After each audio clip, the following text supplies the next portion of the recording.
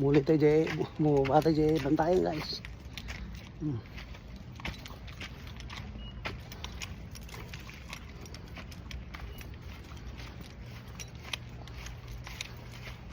Ito tinutol nating mga bulo.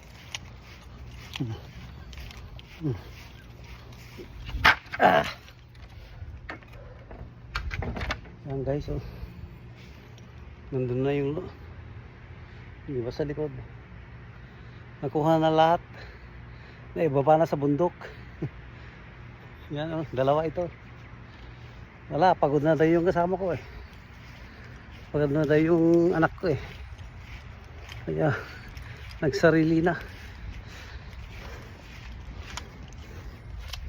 Nilagay ko sa likod.